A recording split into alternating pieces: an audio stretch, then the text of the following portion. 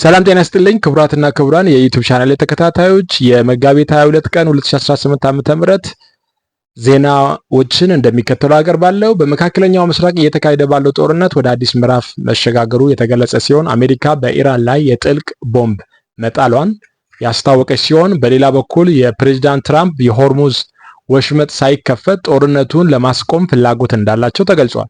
በአሜሪካ ከፍተኛው ፍርድ ቤት ደግሞ የዜግነት መብት የሚወስን ታሪካዊ ክርክር ነገ እንደሚጀመር ተገልጿል። ዝርዝር ዜናዎቹን እንደሚከተለው አቀርባለሁ።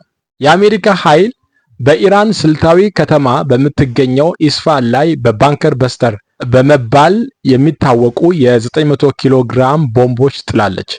ጥቃቱ ከመሬት በታች ያሉ የጦር መሳሪያ ግምጃ ቤቶችንና የኒውክሌር መሰረተ ልማቶችን ኢላማ ያደረገ ሲሆን ፕሬዝዳንት ትራምፕ የጥቃቱን ምስል ትሩዝ ሶሻል ላይ በማጋራት የኃይል እርምጃቸውን መቀጠሉን አረጋግጠዋል። ይህም በቀጠናው ያለውን ውጥረት እጅግ አሳስቦታል። ወደሚቀጥለው ዜና ስናልፍ ዎል ስትሪት ጆርናል እንደዘገበው ፕሬዝዳንት ትራምፕ የሆርሙዝ ወሽመጥ በኃይል ሳይከፈት እንኳን ጦርነቱን በአጭር ጊዜ ውስጥ ለማቆም ፍላጎት እንዳላቸው የገለጸ ሲሆን ፕሬዝዳንቱ ጦርነቱ ከ4 እስከ 6 ሳምንታት በላይ እንዲራዘም አይፈልጉም። ይሁን እንጂ ኢራን ለሰላም ጥሪው ምላሽ ካልሰጠች የሀገሪቱ የኤሌክትሪክና የነዳጅ መሰረተ ልማቶች ፈጽሞ እንደሚያጠፏቸው ዝተዋል። ለዚህም ተጨማሪ የ10,000 ወታደሮች ወደ ቀጠናው እንዲሰማሩ ትዕዛዝ ሰጥተዋል። ወደሚቀጥለው ዜና ስናልፍ በዱባይ ወደብ አቅራቢያ በቆመችው አልሳልሚ በተሰኘችው የኩዌት የነዳጅ ጫኝ መርከብ ላይ የኢራን ድሮኖች ጥቃት ፈጽመዋል። ጥቃቱ በመርከቧ ላይ ቃጠሎ ቢያስከትልም በሰራተኞች ላይ ጉዳት ሳይደርስና ነዳጅ ሳይፈስ በቁጥጥር ስር ውሏል። ይህም እርምጃ ኢራን ለአሜሪካ ጥቃት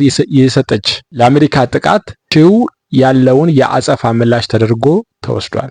ወደ ሌላው ዘገባ ስናልፍ ወደ አሜሪካ ስንመለስ ከፍተኛው ፍርድ ቤት በውልደት የሚገኝ የዜግነት መብትን ወይም ደግሞ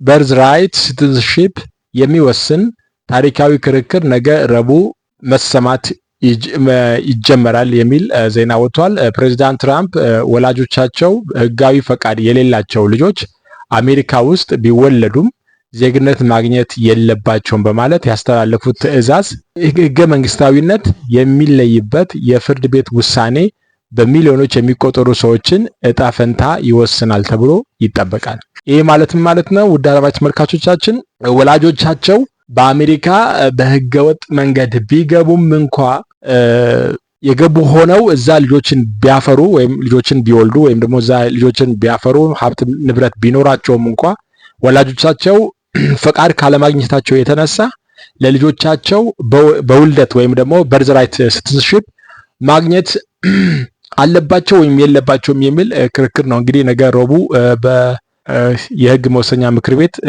ነገ እንደሚጀመር ተገልጸዋል።